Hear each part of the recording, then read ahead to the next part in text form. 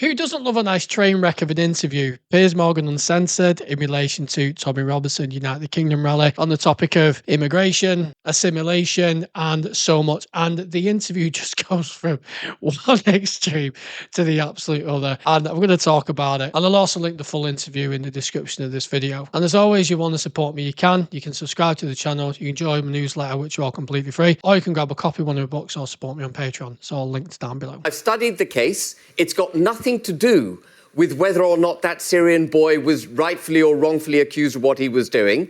What it's got to do with is Tommy Robinson refusing to take his film down and Herma, a political appointment, interceding, and instead of the punishment typically for breaching an injunction in a civil action is a slap on the wrist, a bigger fine, Herma took it to another level and threw Tommy Robinson in jail. Okay, so with that, Ben Habib is wrong.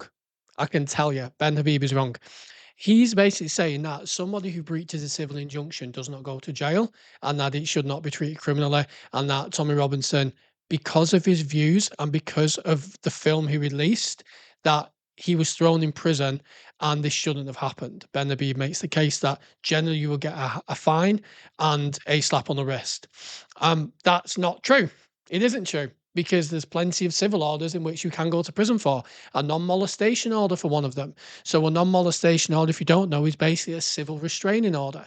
You can get a civil restraining order against somebody, and the burden of proof is not that of criminality beyond a reasonable doubt, but is instead on the balance of probability. So what generally happens in these cases is somebody is potentially being stalked or harassed by somebody, but there isn't enough criminally to put a proper restraining order in place. So they go for the civil action and they go for a civil injunction, a civil restraining order, a non-molestation order. And yes, it is a civil ruling in the sense of it's not done in a criminal court, but it still carries a power of arrest if breached. It carries fines, and it can also carry imprisonment too. And the maximum sentence of breaching a non-molestation order, a civil order, is 5 years in jail. So yes, we can say perhaps the judge went harsher on Tommy Robinson because of his film and because of what Tommy Robinson stands for. Maybe there was political influence there. Maybe the judge didn't like him, so therefore he threw the book at him a little bit harder.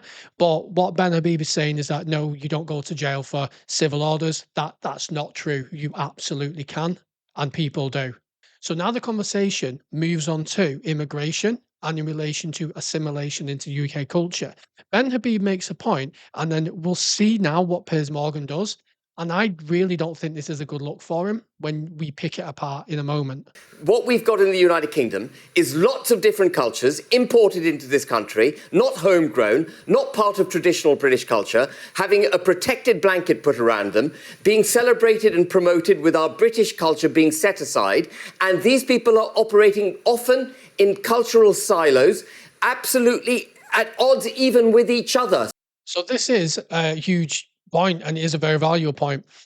If you allow people from different areas of the world to take refuge in the country, to come to the country, and they don't assimilate, and you put them in together, for example, you put them in a hotel together, or you put them in a certain area together, this then can create tensions within that community, because as we've seen, people from Pakistan and people from India historically have not got on. So if we allow people from different countries and different cultures to basically all be in a melting pot together, just because they are foreign born does not mean they're going to get on very well. Ben, am I right in thinking that all your family then were all homegrown? So this is the part I really don't like what happens here, because what Piers is now doing is, in order to completely ignore what Ben Habib's saying, he is now attacking Ben Habib's personal heritage in order to deflect away from talking about that topic. No, I'm not suggesting that for a moment. Where were they from? No, the key thing... Well, hang on, where were they from? My father's Pakistani, my mother is English. So none of your family are homegrown? My mother is... That's a massive problem in my eyes,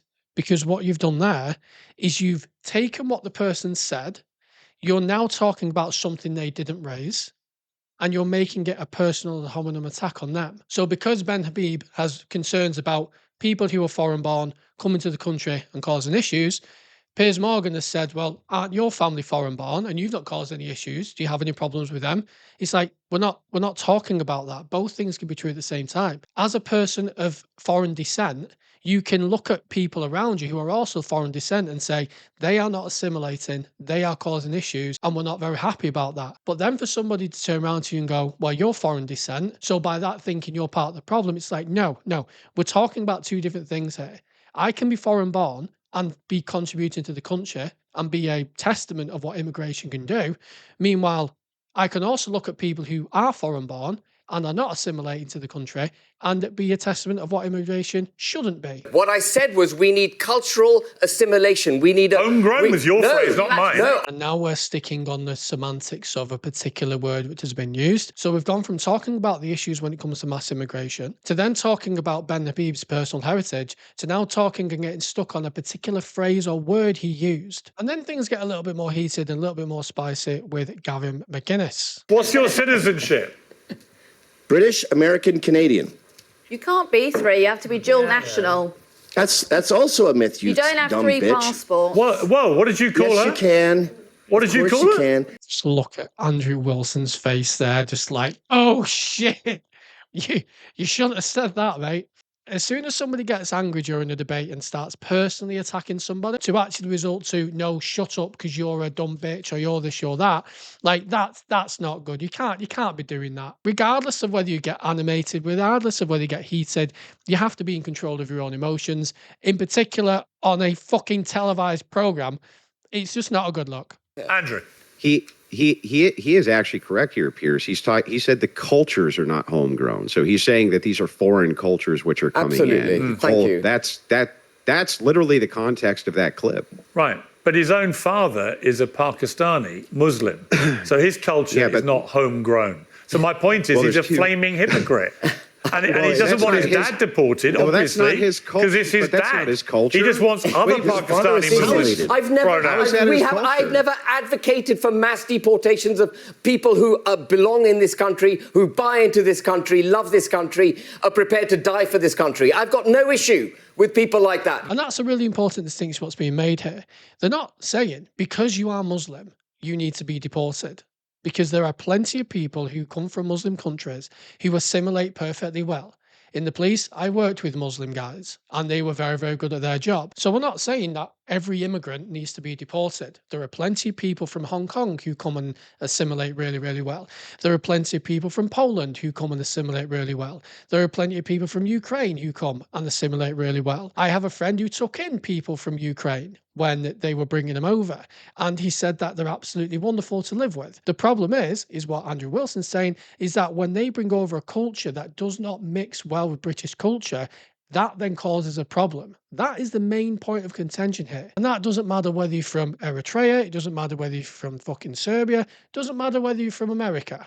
If you come to the country and as a guest in the country, you then cause problems and you cause crime and disruption to the British culture, that you need to be held to account and you shouldn't be here. There isn't Britain actually doesn't wanna any change. support for what they're advocating. Yeah. There's no democratic mandate to deport Ben's father. Not picking on Ben's dad, he's done that wrong. And now the conversation gets really interesting. And that point is in relation to crime committed by people who are foreign born. The vast majority of crime is done by white people. Yeah, but what? That would make sense considering the UK is primarily white, but that doesn't address the point which is made. When you say that most crime is committed by white people, well, it should be. That's that's still the dominant racial element in England. What about per capita, meaning per proportion? But my question. Hang on, real quick. I'm almost done. Okay. Is there a disproportionate amount of crime from these immigrants in comparison to the domestic population? That's his question. I think it's. And there's also another point to this, is that if you're saying that X amount of crime is being committed by foreign nationals and X amount of people over here who are UK born, who are white British, for example, commit the vast majority of crime, okay, well, we have this problem here already. Let's stop inviting people from other countries into our country who also commit crime. It's like both things can be true at the same time. We can argue that native population makes up the vast majority of the offences which happen in the UK, which is to be expected because they're the native population and they're the majority. And then also say, well, let's not invite more people in who can also cause crime. Both things can be true at the same time. So it seems I've watched a few of the Robinson debates, and he tends to focus on disproportionate crime rates, what Gavin's talking about here, which is per capita. He's saying that disproportionate to the domestic population that's here, these people are overwhelmingly committing these types of sex crimes. That doesn't sound to me like he's trying to pin everything on Muslims, but rather point out an individualistic and precise problem. So we have we have the data for you. The arrest rates by ethnicity per 1,000 people for the year ending March 2025. These should be very interesting. White, 10 arrests per 1,000 people. Asian, 9 arrests per 1,000 people. Asia is a huge demographic of people. We're talking Chinese, we're talking Japanese, we're talking Iranian, Pakistani, Bangladeshi, Indian. It's a huge demographic of people. So the data is potentially skewed. You could have 50,000 people from one country who are the most people in that 9 out of 1,000 people who get arrested from a specific place in the world, whereas the older proportion of that demographic never get in trouble with the police. But because the data doesn't particularly show that, everyone gets lumped into the same category. This is why we don't like the term Asian grooming gang, because that infers that people from China are also responsible. The data doesn't show a true representation of the actual country and heritage of the people committing the offences. So 4% of the population, but make up 18% of all the people jailed, Piers? What? Am I reading that right? Is that correct? I just want to make sure that I got this right. You said you're going to get these per capita numbers, and I want them. Like, what are they? What are the per capita numbers? Because what I'm seeing is not looking very good. Okay, it's not looking very good for your side. Why do you call someone racist when they point this out? That's an interesting point there what Gavin's just made, in that the whole issue with the grooming gangs was that they were allowed to continue unchallenged because people didn't want to appear racist by targeting and calling out a specific group of people. And this is exactly what Ben Habib then goes on to say. But actually, there are a lot of white men carrying this out every single day. Absolutely, I agree with that. But there is no institutional protection of white criminals. There is institutional protection. There are white men getting off every single day for doing this. The police turned a blind eye. And that's what we should be fighting about. So yes, unfortunately, many people do get away with very bad things, and I do talk about that quite a lot on my channel and the reasons why that is. I also go into a lot more detail as to why that happens in this book right here, which is linked in the description below. But again, this is a classic thing of, I'm talking about this, you're trying to make it about this. We're not saying that white people, white men, do not get away with sexual crimes. That does happen. But what Ben Habib is saying is that there is no systematic protection for white criminals for fear of being branded as racist. This is exactly the point which he's trying to make as we talk about, again, in relation to the grooming gangs. So like I said, I will link the full video in the descriptions video. I hope you enjoyed it. I hope you enjoyed this style of video where I do a bit of a reaction to something. Let me know what you thought about this video and about this topic in general in the comments. If you want to support my channel, you can do it for free by subscribing or joining my newsletter, or by grabbing a copy of one of my books. Again, links in the description of this video. And if you enjoyed this kind of content, then YouTube says you can absolutely love this video right here. You guys have a wonderful day. Thank you again for your time and for your attention. You take care.